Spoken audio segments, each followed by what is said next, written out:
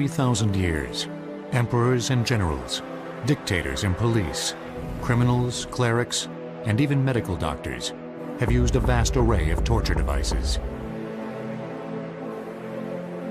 These insidious instruments included the mundane and the exotic. Everything from fists and feet to elaborate machines that literally slow-cooked their victims alive. Wooden crosses were favored by the ancient Romans. Various spiked metal encasements, stretching machines, and sexual devices by the medieval Europeans. Fists, beatings, and electricity by 21st century torturers.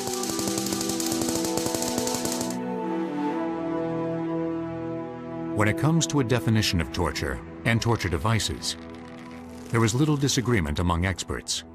Under the UN Convention Against Torture, which was passed by the General Assembly in 1984, torture is defined as cruel, inhuman, or degrading activities against an individual for the purpose of extracting information or punishment or revenge or intimidation.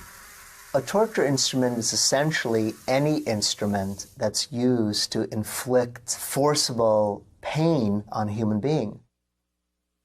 What kind of person tortures another human being? And who among us would be inspired to create an instrument of torture and then actually use it? People often imagine that the torturer is some sort of psychopath. But in fact, torturers can be highly educated people who come out of universities, who have studied music and art and philosophy, and they can also be brutal people who come out of the prisons and are used by the state to act as torturers.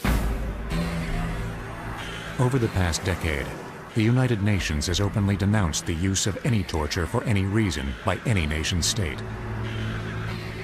But what about cases like the capture of the Al-Qaeda military commander, Khalid Sheikh Mohammed, a man who was one of bin Laden's closest associates and Al-Qaeda's #1 strategist? Would torture be justified in an attempt to extract vital information from him about future acts of terrorism? Or to gain the names and locations of other terrorists in his vast network?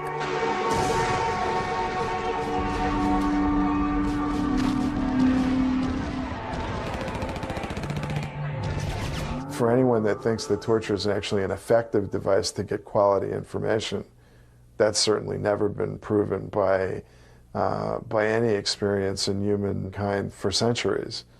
Torture gets people to say anything to make the pain go away.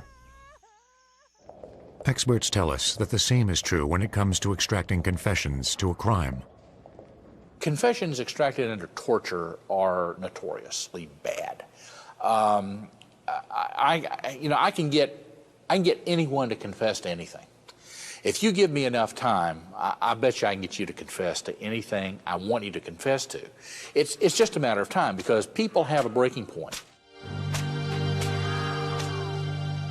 In fact, in early 2003, in the state of Illinois, Governor George Ryan commuted the sentences of prison inmates whose convictions were largely based on confessions extracted as a result of torture. Torture that included electronic shocking devices. These electronic immobilization devices, or EIDs, were originally developed in the 1970s.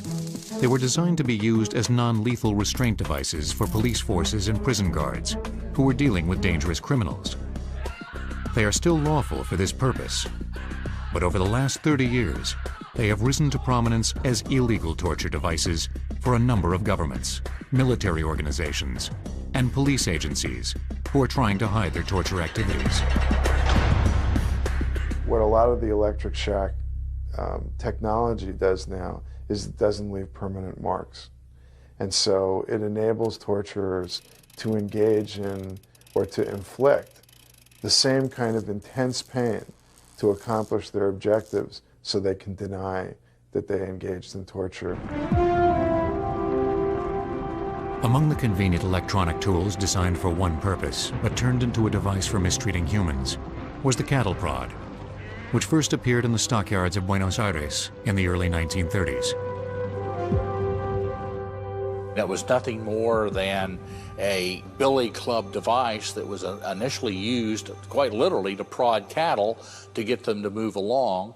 It was modified then into a device to prod people, a riot control device. During the riots of the 1960s, where you saw it used against people who were marching for their rights, used by police forces in the South against poor black folks that were, marching to be American citizens.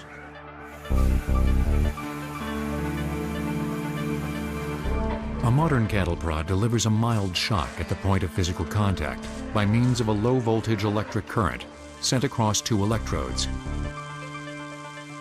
Experts say this small amount of electricity does not harm cattle, but it does deliver a reasonably painful shock to the smaller human body. Stun guns are another story. A stun gun is a small, very concealable handheld device that enables an individual to, who is in close physical proximity to another to deliver a debilitating charge of electricity to them. You actually have to physically make contact with the individual and this device to generally incapacitate them. About the size of a typical flashlight, stun guns have a fairly simple design. They generate a high-voltage, low-amperage electrical charge. The power source is ordinary 9-volt batteries that supply electricity to a circuit that includes multiple transformers. These components boost the voltage in the circuit, anywhere from 80,000 volts to a high of 720,000 volts. Enough electricity to trigger 1,000 garage door openers.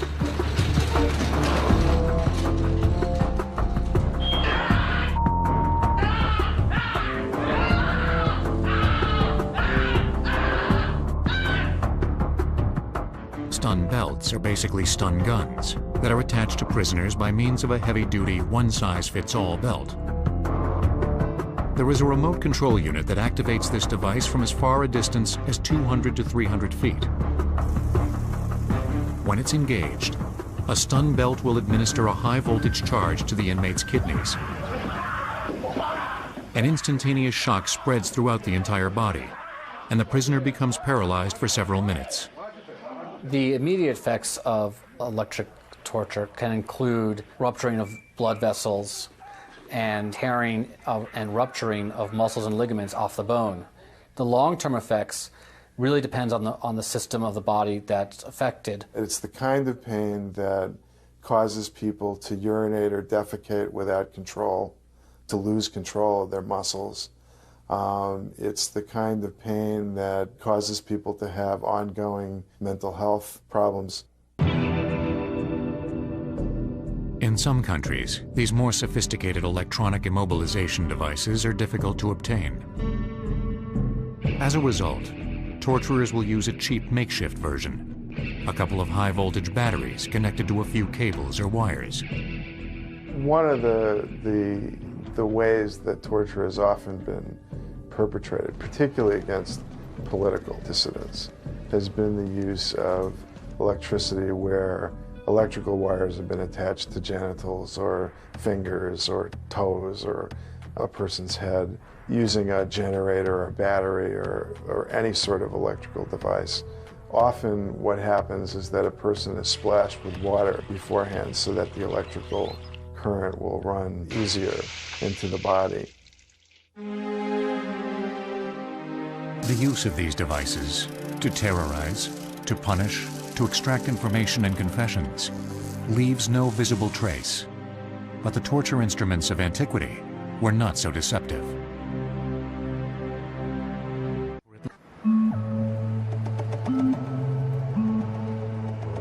In the 21st century, governments claim that the practice of torture is despicable and horrifying. But for at least 3 millennia, torture was legal. It was a commonly used method of punishment, not only for criminals, but also for innocent slaves and foreigners. Over 3,000 years ago, the Chinese Book of Wisdom known as the I Ching spoke of a punishment called the Shi Ho in this way. Shin Ho, biting through. His neck is locked in the wooden Kong. His ears are gone. Great misfortune. This punishment required a device called the Kong. It was used for minor criminal offenses well into the 20th century.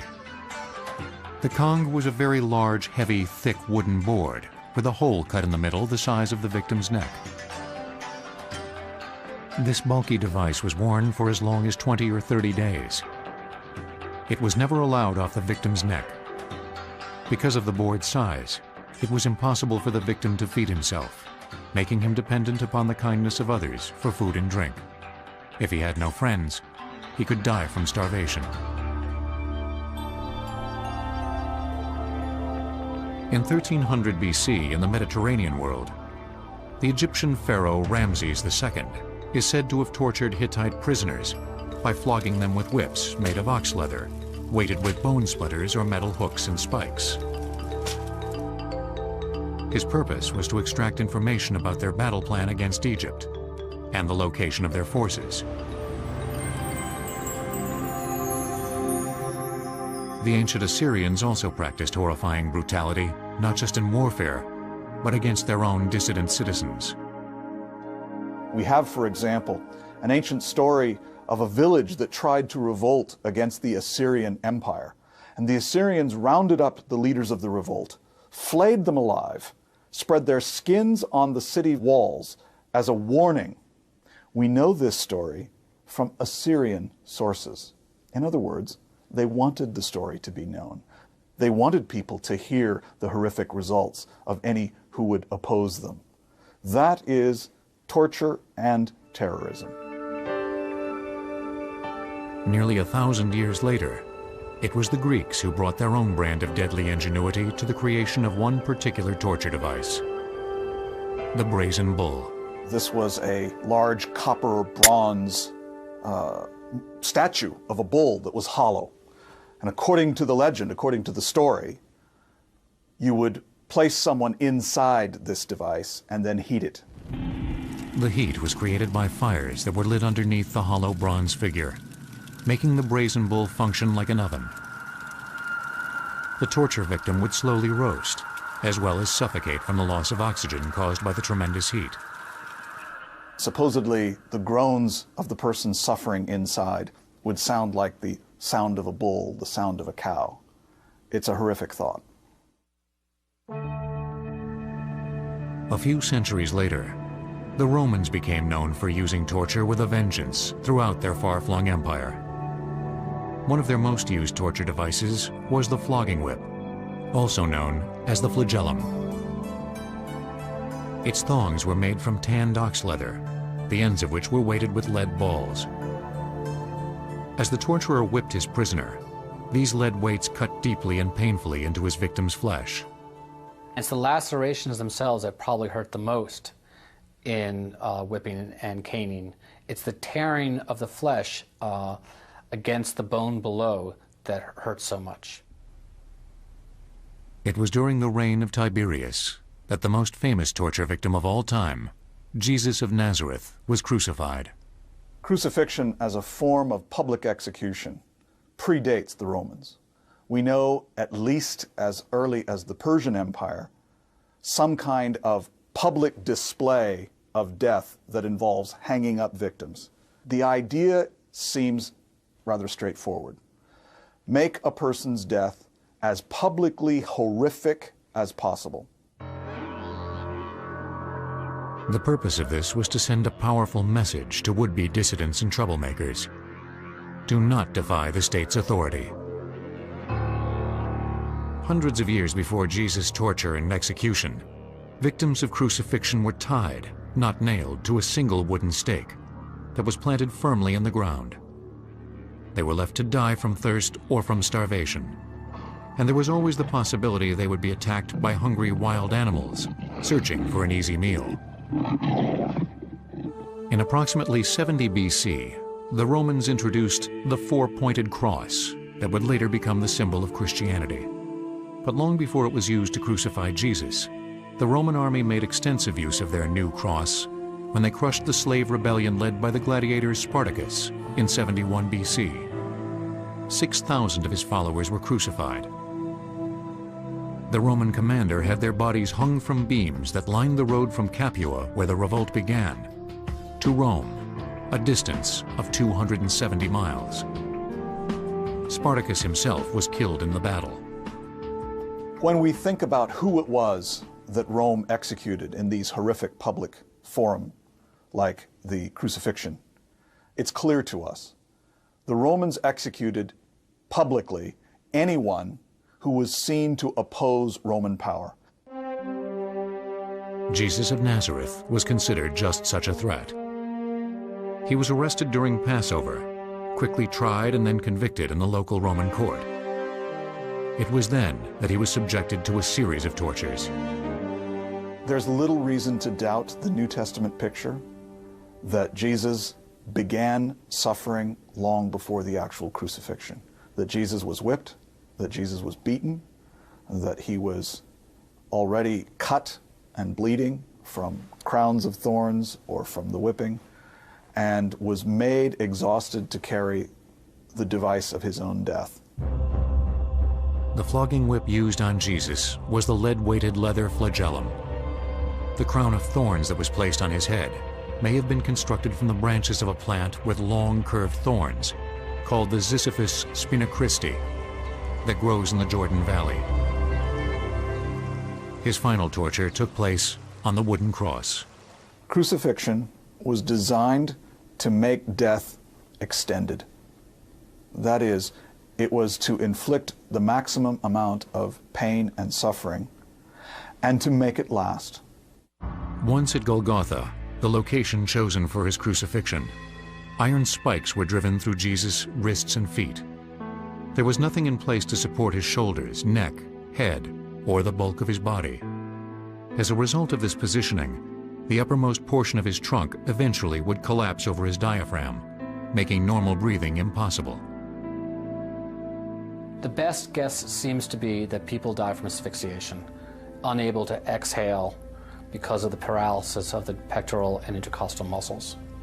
So their lungs become filled with carbon dioxide and unable to take in oxygen, and eventually they suffocate. The Romans continued crucifying and torturing Christians for the next 300 years. Then, ironically, the Roman Empire under Constantine embraced Christianity as its own state religion. But as the years passed, Christianity itself adopted the use of torture, sending the imaginations of inventors of torture devices to new levels of darkness. The creation of tribunals to suppress opposing viewpoints has a long tradition. Clerics, kings, and even United States senators have employed state-sponsored courts or inquisitions to root out the heretics and non-believers.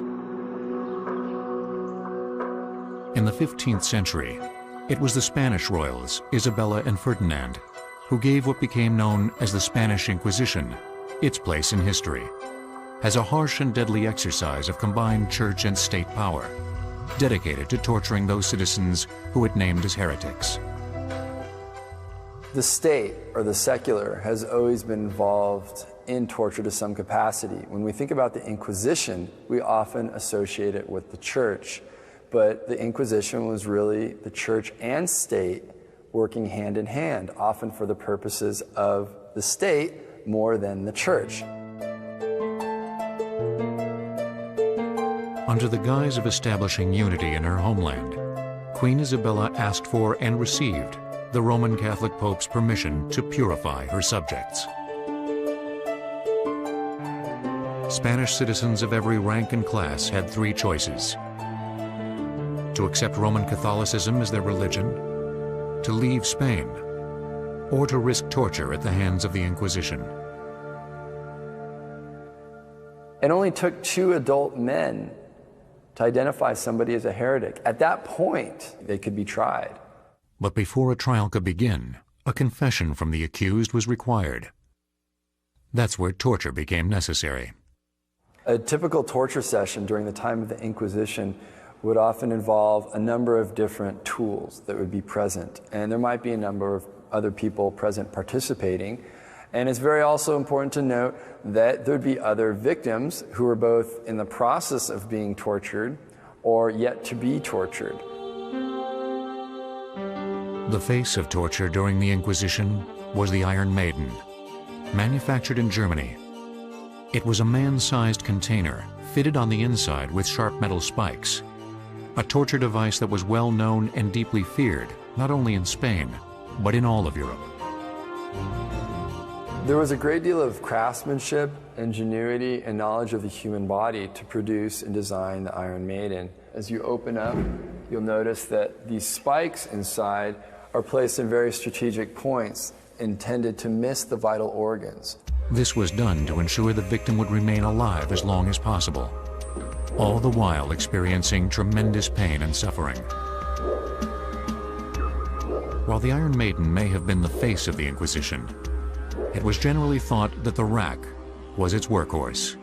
The rack is one of the most common forms of torture that we know, in terms that you can use many different methods in your process, in your torture creation. The first element is the crank at the end. Now here is where you would tie the person's feet. You would slowly add more tension to the point of elongating the body. They would be rolled across these spikes that would be much sharper, of course, at the time. And then at this end, the hands would be locked down and really leaving the victim exposed, and often, of course, naked. And at that point, any number of things can be done. If the rack were to continue, there would be potentially ripping of tendons and ligaments and nerve damage that might be chronic and go on forever. People might feel the inability to use their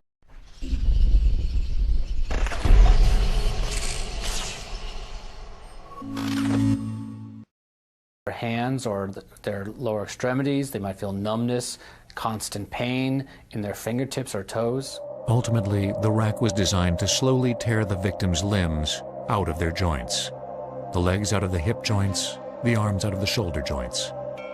The design of torture instruments changed as technology became more advanced. During the 1800s, a chair, completely forged of hardened metal, made its appearance. Simply called the interrogation chair, it soon became common throughout Europe. The primary function would be to sit you down. You're sitting on these spikes, which are obviously not comfortable. This bar would lock down your chest. Your wrists would be held down as well, and then your legs would be clamped. Once sitting in the chair, chances are it's not going to be too long before you begin to talk. I would guess that certain people would begin to talk before they sat in the chair. I mean, it's very ominous. You wouldn't want to be here. The second major torture mechanism in the design of the chair, actually, is that it can be heated.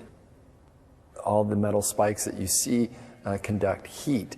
Fire would be placed underneath the chair, bringing this intense, hot feeling. Thumb screws and finger screws were another highly engineered torture device. Machine-tooled to mechanical precision, they worked like a pair of nutcrackers. The way it would be used would be to place the fingers or knuckles inside the two bars, slowly increasing pressure until the proper amount of pain was necessary to get the information that you might want from the victim. The thumb is the most important finger you have. So to actually crush the thumb makes you almost useless as a manual laborer. So it's got tremendous value in that way. It's also a very sensitive part of your body. The nerves are highly dense in the fingers, so that crushing nerves in the fingers causes significant pain. A few torture devices seemed to go beyond ordinary tools of pain and suffering. Perhaps the most dreadful instrument of such debauchery was the pear. What's amazing about this piece in particular is the amount of work that went into it. It's made of bronze, it's cast, and it took a bit of ingenuity and technology, especially for the time period. Like many torture instruments, they're multifunctional. In an oral capacity, it would be placed into the mouth and slowly opened for those who had uttered heretical comments. Now, for those who had committed homosexuality, it would be placed in the rectum. And again, slowly opened, increasing the pain. In the case of women, it'd be placed in the vagina, and again, slowly opened, and to the point where these points would puncture the uterus. Across the Atlantic, in the New World, Native American nations had mastered the use of torture devices that were far less elaborate than the Iron Maiden or even the rack. But the basic reasons for torturing prisoners remained the same: to punish and to terrorize. In the East Coast, we do find lots of evidence of using shells to flay people alive, usually while they're tied to a stake. And oftentimes that was followed by burning or boiling the stripped flesh in front of the victim. Among the Algonquin, it was the men who would capture the victims and tie them up. But it was often left to the women to perform the actual torture. Some of the burning was akin to what was happening in Europe in terms of burning at the stake. Having a low heat fire slowly smolder under the victim's feet.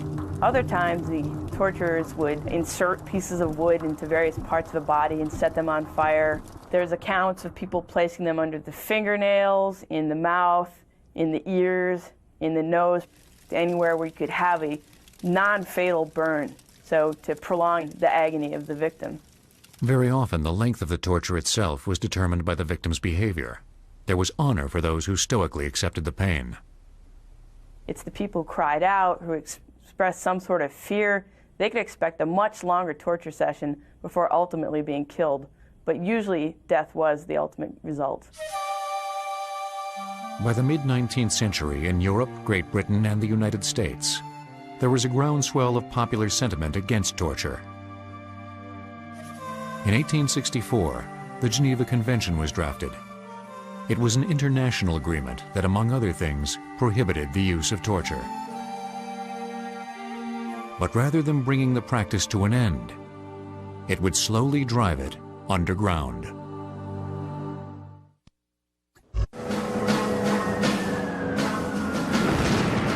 By World War II, the practice of torture had been illegal for almost 80 years. The creators of torture devices should have been out of business. Instead, they turned to everyday appliances, items that could be found in the household or on the job.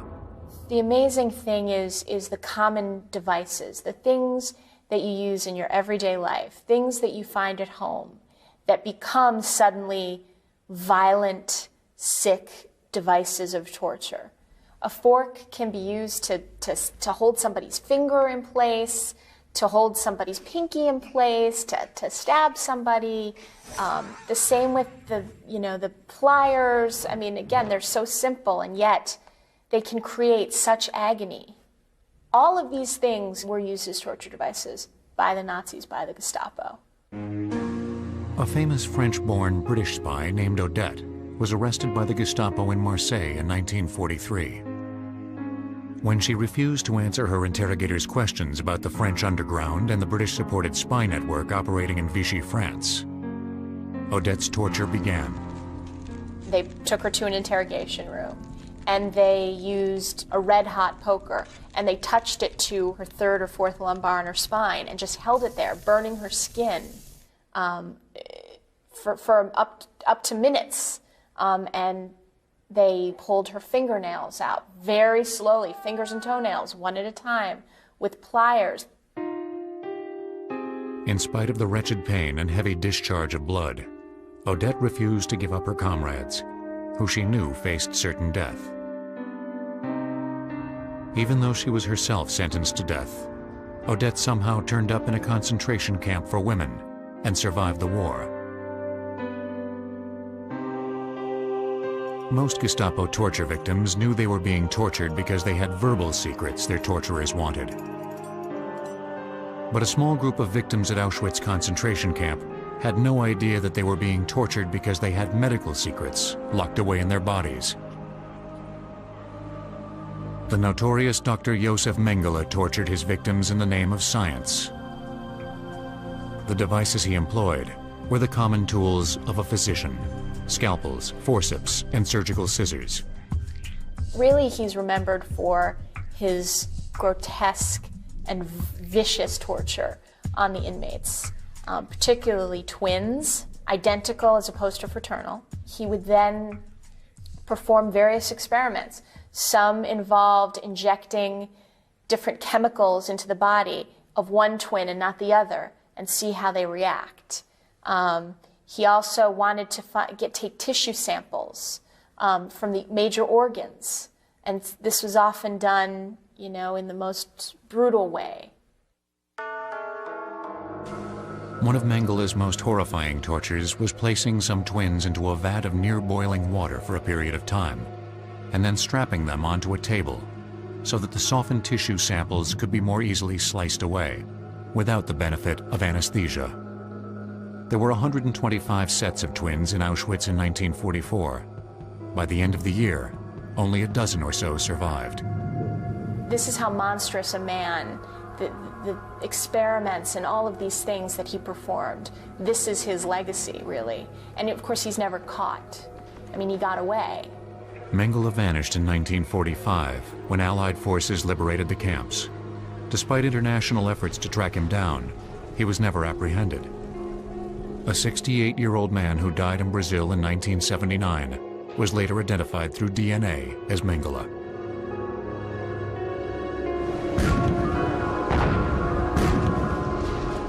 In the Pacific during World War II, wherever the Imperial Japanese forces were victorious, the people of that nation were often tortured. It made no difference if the victims were civilians or military POWs. The most common instruments of punishment were the canes and whips they used to flog their prisoners. Some POWs were hung upside down by their feet, while urine or iodine was poured directly into their nostrils or down their throats.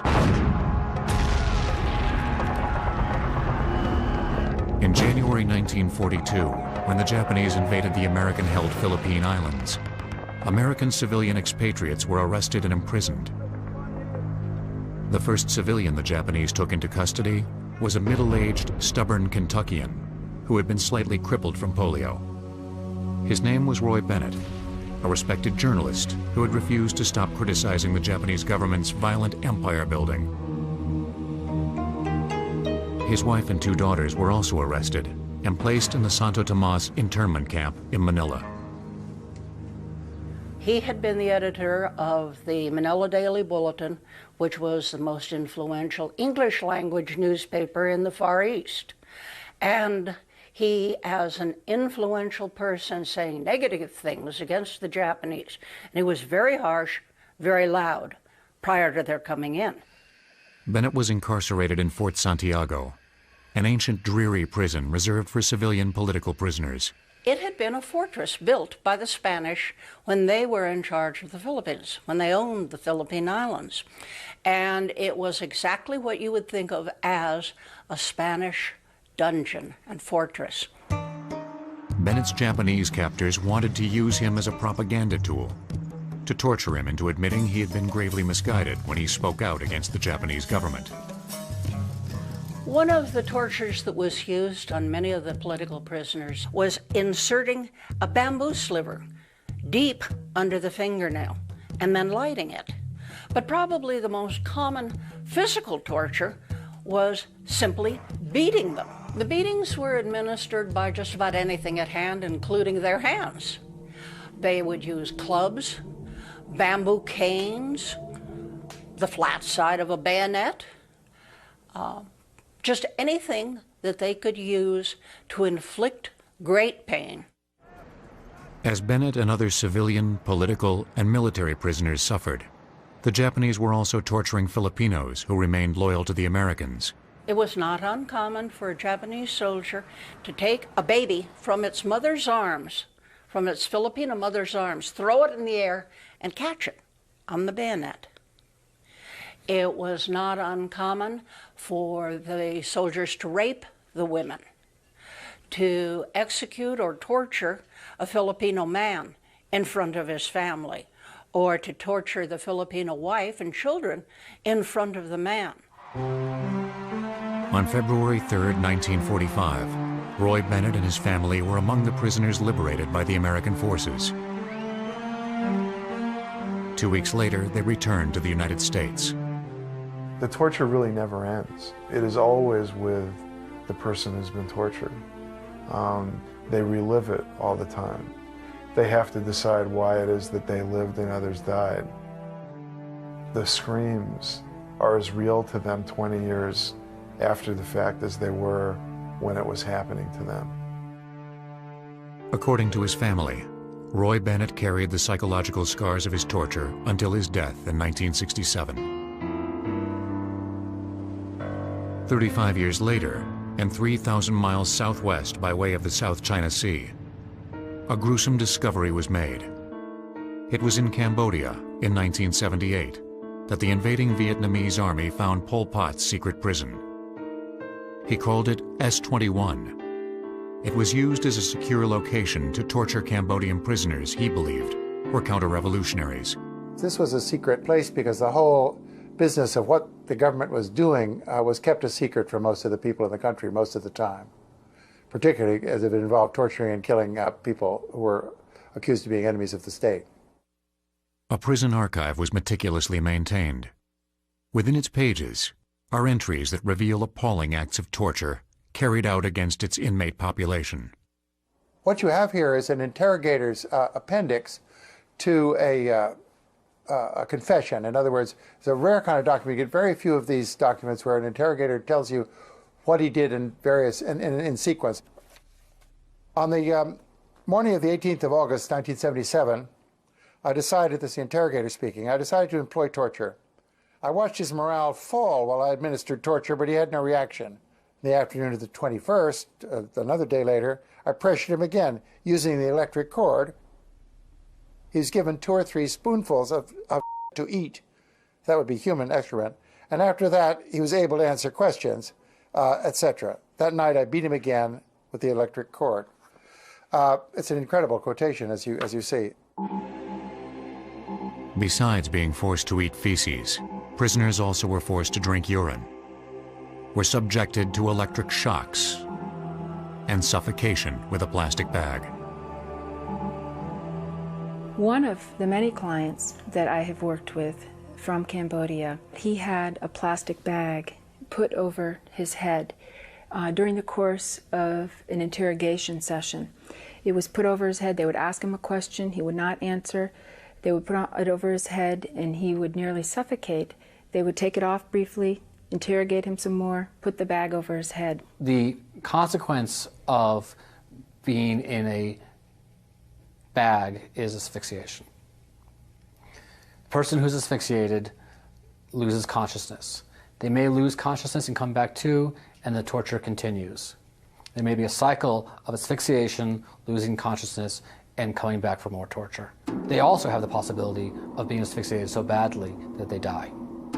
The long-term consequences of asphyxiation would most likely include brain damage. In 1984, 4 years after the discovery of the horror of Pol Pot's secret prison, the United Nations General Assembly passed the UN Convention Against Torture. Even so, today the worldwide use of torture and torture devices continues to spin dangerously out of control. Experts tell us that torture and the use of torture devices is currently a worldwide epidemic. According to Amnesty International, 75% of the world's governments have employed torture since the beginning of the new millennium. Electronic shocking devices, beatings, and psychological abuse top the list.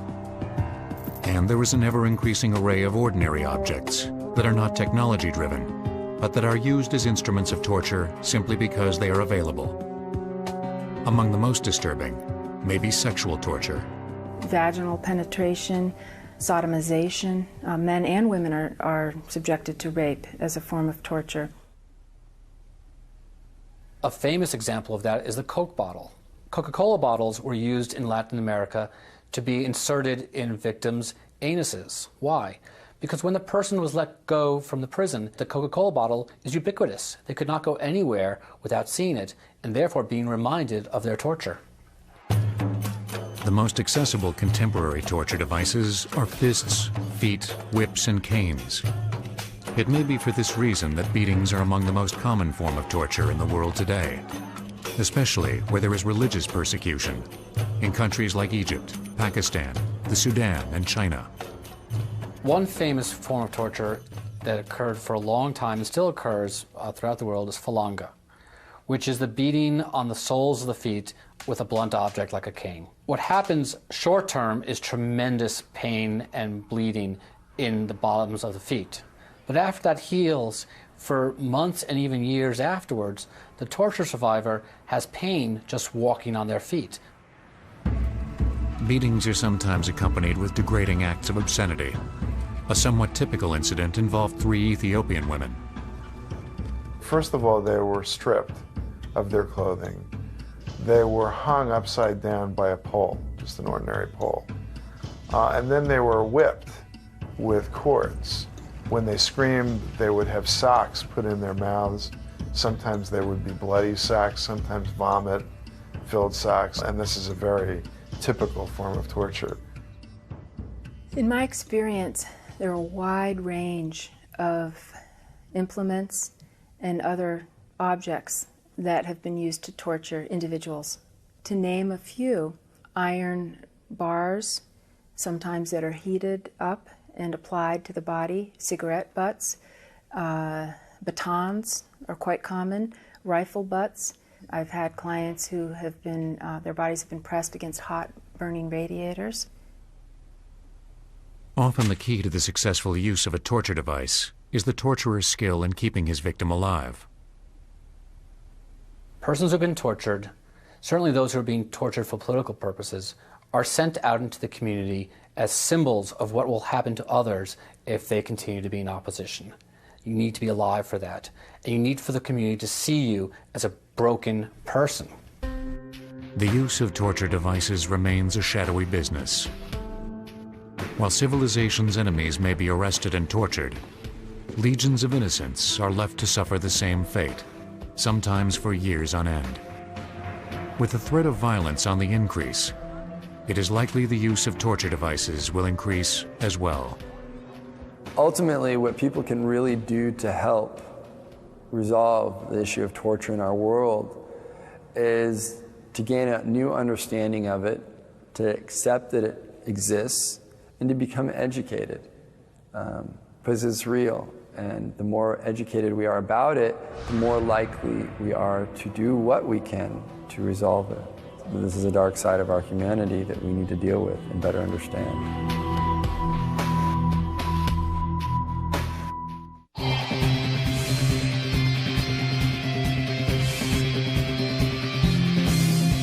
There are always going to be surprises. You don't have to speak the language to be able to interact with people. Knowing that can make you look at history in a new and